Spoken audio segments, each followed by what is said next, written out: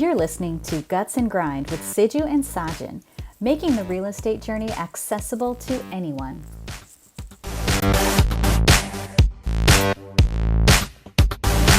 Hey everybody, welcome back to another episode of Guts and Grind. We're actually starting series 3, which is talking about you bought a house, now what do you do? This is episode 40 of the Guts and Grind show.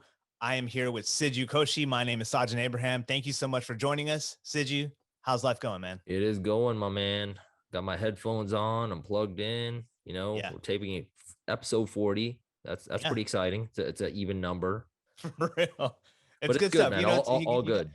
You got to get excited about the little things, right? How's everything on the rental property front? Anything new happening or same old stuff? Man, I wish I could say something good, right? But I also feel like we have to share bad stuff too, right? So because that's what the show is about. It's not all about hunky dory, Right. Like this is it's a good investment, but it's also there's a risk involved in it too. So I'm actually going through an eviction that I finally got the lady out, and that was I feel like I'll probably do a full episode on that, like just that story alone, right? Okay, good. Yeah, so I want to kind of maybe save that. Maybe you could kind of put that as a story out there. But yeah, so going through an eviction, finally got the lady out, learned a lot. I mean, it was my first eviction actually. So yeah, I mean, good thing in the sense that it's my first eviction because you don't want to go through an eviction, but finally got her out and kind of cleaning up the house and kind of getting it back on the market right now. So not so good, but good in the sense that, it's getting on back on the market, and the rents right now are crazy. People want houses. There's no houses out there. It's just a ton of need for housing out there. So that's good, meaning the rents can be a little bit higher than what she was paying 2 years ago. So all good stuff, but making the house ready, like what our episode's going to be. That makes sense, man. Like it's like we do this stuff and we talk about it. And like you said earlier, like it's not all great. You know what I mean? Like if it was easy, then everyone would be doing it and stuff. And so you have to realize like it's a part of the game, right? I mean, like even with your 9-to-5 job, there's headaches involved, and that's why you're getting paid for it, right? And so this is I take it as like, because I've recently had to deal with an eviction and stuff, and it's never fun, but it's just a part of the game, and it's something you just kind of roll with the punches, So I think you're doing everything you need to do, right? That's it. Cool, man. So I guess let's roll into this episode today. We're talking about the steps to get started, basically when you've already attained the house. Yeah, and if you don't recall, go back to the previous episode, series 2 of season 2 talks about attaining the house and how to get it and all that stuff. So now we're beyond that point. We own the house. Now what do we do, right? And so really the first steps in getting started is turning on utilities. And to be honest, this is the most tedious, like for me, this is just personally, I hate dealing with it, because it's like you have to turn on your electricity, your water, your gas, or you're hoping for just like a short period of time. But there's this whole process of like, oh, you got to give them a sample of your blood and like your social security number and all this kind of stuff just to get things started. But it's a part of the process. And really it's on paper, it's simple because you're just reaching out to the appropriate, utility companies and just getting it started. But it's just the hassle of like doing it just for like a short period of time. Do you have any thoughts on that? Yeah, I agree with you. It's I feel like I'm going through it now because obviously I'm getting a lady out or evicting a tenant out, and so you're 100% right. Like you have to nail down, the 3 core. I don't even turn the gas on, to be honest with you, unless I need the gas. Gas, obviously, it could be something dangerous to deal with, but a lot of people don't really use the stove and water heater and all that stuff. We know that it works. Right. If I'm turning over a house, meaning, getting an old tenant out, putting a new one in, I just turn the electricity and water on. Obviously, if it's a brand new house, you want to turn the gas on, make sure the water heater works, but you kind of should have done that through your due diligence when you bought the house. Right. But agreed. The hardest part is I just stick with the same electricity provider every time. I just go to them and say, hey, listen, I need a month-to-month contract. I don't want to get on a contract. I don't want to deal with any of this, cancellation fees, things like that. Right. Water is a little bit more complicated for me. I feel like depending on where you have properties, if you have properties on the same area, then it may be easy. But if you have properties in different areas, they have different mud districts, different utility, water you got to chase all this down. And Saj, like you said, either, put a deposit down. Of course, it's refundable, but it sucks that you have to do that just for a short period of time. Right. Yeah. And no, I totally agree. Cause like you said, I think that's the biggest part, especially Yeah. for water. You have to hunt down who it is, right? You Yeah. have to figure out who is the water company, and if it's a new property, you definitely have to hunt it down. But even if it's a prior property and you're just turning it around, and you have to like temporarily turn it around under your name, like I forget this stuff, and like I'm trying to be better about like keeping notes and like having documents stating this property is this mud district and this electricity company and all that kind of stuff. And kind of like you said, electricity is kind of an open book. What I do is I use it's a site called Power to Choose.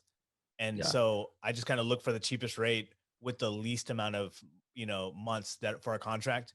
And you were saying like the cancellation fees, those cancellation fees are pretty big, but there's a caveat. Like if you're moving or if you're switching tenants and stuff like that, they waive that fee. That's something you have to look into. You don't want to like get caught up with like $150 cancellation fee for like, electricity, but those options are out there.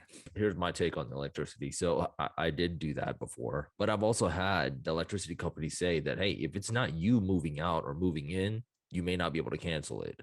So Mm, I just go with the month to month. I know it's just for 1 to 2 weeks anyway. So I honestly, I don't even care about the rate. I'm like, yeah, that's get it fair. on just to get it on, and then get the repairs or whatever you need to get done. And that's the whole reason for it. So that's just my mindset. I've just gotten to where I'm like, just get the electricity on. I don't No, even that's care fair, who it man. is. It's fair. No, Yeah. I'm with you, dude. Like, cause I'm at that point now where I'm like, just get it going, cause it's just temporary. And Yep. like you said earlier, like you only turn on the electricity and water. That's essentially what I do as well. If I absolutely need to turn on gas, I'll do it. The problem with gas is you physically have to be there.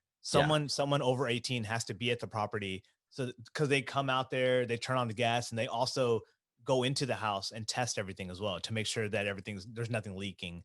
And so in my mind, once a tenant is in place, they're going to turn on the gas under their name. They live there, so they'll be able to easily be there for the gas company to come. And if there's any issues, then I'll just come back and like get things fixed. But like you said before, it's more so about getting things turned on so that way you could do the repairs and like fix ups and whatever you need to do to get it ready for rent. And so I guess that kind of spills, I don't know, that kind of spills into the next portion of this is repairs, right? Like, what are your thoughts on like what needs to happen as far as doing repairs? Yeah, and you've done a lot of this prep work. I think in our past episodes, we kind of mentioned kind of keep a punch list of items, right? So you've already identified a lot of the issues. So you should essentially have some of it from your inspection, but you may catch a few more items as you're walking through day in and day out when it comes to finding issues. But you should already have some of that list ready and kind of pegging that out already. But now this process is going to be more identifying, hey, who's your resources that you're going to need, what level of people are you going to need? Are you going to need a contractor? Are you going to need just specialists, right? Are you going to need just a plumber versus a contractor? Or, do I need to get an electrician, plumber, and or do you plan on managing it all yourself, right? So it's going to be depending on the severity of the damages that you're trying to fix or repair. If it's a large, obviously like a, buy trashed house like you usually do, Sahaj, you're probably going to need a contractor to manage it, right? Sure, But sure. if you're talking about just very minimal stuff, you may be able to kind of manage that yourself and just kind of identify, hey, oh, there's a leak at this toilet. That's a Okay. plumber issue. That's Well, like, well, I guess this is what I do as far as walking through the process. Once that the utilities are on, the electricity and water is on, typically what I do is I'll walk the property by myself and just kind of look at every single room, every single bathroom, just everything, and just start taking physical like paper pen notes Mhm. of like, oh, this light bulb is out, or this toilet's leaking, or there's a sound of water running, or or this door's jamming, or something like that, right? Once you have that punch list that Sid you kind of mentioned, then you can kind of determine all right, so I used to be like very hands-on DIY. I want to do it myself. So back then I would determine, is this something that I could do and save money on, or should I call a professional? And I think that gauge should be based off of what your skill set is and what your available time is too. Because you don't want to burn time saying, "Oh, I'm going to fix that toilet myself," and it takes you 3 weeks when you could have just hired a plumber just to knock it out really quick, right? And so let's say you don't do the DIY and you decide to go professional, then you could say, all right, let's match the issues with the correct trade, right? Like, oh, there's, like an outlet that's not working. That's an electrician, right? There's a sink that's not closed all the way. It's a drippy sink. That's a plumber, right? So, and typically you might need to have multiple people, or maybe you have a handyman that can handle all that stuff, right? So you have to determine who's doing what, and then kind of like what Sid you said, if things escalate into like a huge project, maybe it's a better use of your time to hire a general contractor and just get everything done. Because at the end of the day, time is money, and you don't want to burn the time, because the quicker you could turn that property around and get it ready, the quicker you get a tenant in there, the quicker you have cash flow. And that's kind of the name of the game. You want to get cash flow. Any additional thoughts on that? No, I think that probably summarizes the best. That's what I was going to mention is as you're doing this and assessing all the damage, see how fast you can turn it around. If it's a light bulb, obviously you can turn that, Yeah. swap it out yourself, right? You're not going to pay somebody for that. Right. If it's simple things that you can do on your own, of course. And also depends where you're at, right? So if this is your first investment, you're probably going to want to get hands in and hands on, and that's fine. But again, ultimately remember that time is money. So if it takes you 2 weeks to fix this leaking toilet, that's 2 weeks more that it's not being rented out. Whereas Right. you can get somebody in and they'll knock it out in a day. So keep that in mind when you're assessing it. But again, it's all case by case, depends on how the house and condition of the house is. But ultimately, it's sheer time is money. So try Yeah. to get that thing repaired and on the market as soon as possible. Yeah, no, that's right. I think that kind of wraps up this episode. I mean, it's basically assessing everything. And I guess to add on to that, when we talk about, for example, the light bulb issue, right? Let's say you have a number of things that need to get done, like a plug needs to be replaced or a light switch needs to be replaced, and then there's a plumbing issue. If you have a handyman, maybe you just say, hey, and by the way, replace that bulb as well. Yeah. If it's only the bulb, if that's the only thing that's on your punch list, do that yourself, right? Yeah. But if you have a number of things, just kind of allocate the work so that way you're kind of more hands off, because you want to be able to put the investor hat on and say, hey, and delegate the work. Because I think I've noticed that things run smoother when you delegate the work to the appropriate person. Like when you try to take it all on yourself, things kind of get muddy, right? Yeah. And so just be mindful of that. And, like having an organized list of what needs to happen is really going to help you out And in that whole process. yeah, and as you get more and more deeper into your investing career or investing life, right, you'll want to offload that anyway, right? I mean, you're not going to want to be in the nitty gritty anyway. So, and I think Zaj, you and I are probably kind of in that boat right now, where honestly, I don't even want to be there. If I get a call, it's just, hey, so and so, can you go check this out? When can you go? Right.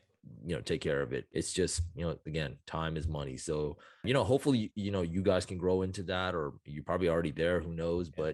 but that's the thing to gauge, but it's all, I think, but from person to person. No, that's right. I guess with that said, that wraps up this episode. Thank you. If you're still watching, thanks for making it all the way to the end. We really appreciate you. Please like this video, subscribe to the channel, share with your friends, and more than all that, make comments. Let us know what you're thinking. Like, let us know if there's other things you want to talk about, if there's questions that you want to get more in depth as far as turning on utilities or doing the repairs. Like, please ask the questions and we'll do our best to respond. As always, Siju, thank you for joining. Thank you for watching, and we'll catch you on the next one. Take care, guys. Thanks for listening to Guts and Grind with Siju and Sajin. Be sure to tune in next time.